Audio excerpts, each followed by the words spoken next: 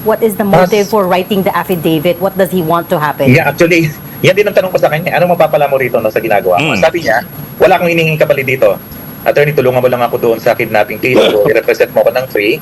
Tapos, gusto ko kasing umundar yung kasong natulog sa ombudsman na ipinel niya kay Attorney Roque and other people regarding doon sa land grabbing activity sa Bataan na supposed to be gagawin natin Pogo Township. Ang feeling niya, napabayaan siya, inabandona siya ng mga taong tinulungan niya. So alam mo yung galit ni Madriaga na ang dami kong ginawa sa inyo, mga confidential matters, pick up ng pera, delivery ng pera.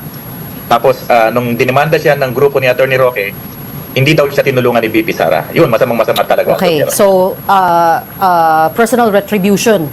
Kumbaga, this is a very personal issue to him because feeling niya hindi siya sinalot in the end, hindi siya tinulungan. Siguro isa yan sa mga motibo niya. On the other side, nung tinanong ko siya, bakit naman kasi kailangan mo pang idemanda si Attorney Harry Roque ang tahimik ng buhay mo? Eh sabi niya, Attorney, bilang Intel Security Officer, dati Intelligence, umiral yung pagka-Intel Officer ko nung makakita ko ng mga Chinese paramilitary person doon daw sa lote, doon sa Bataan.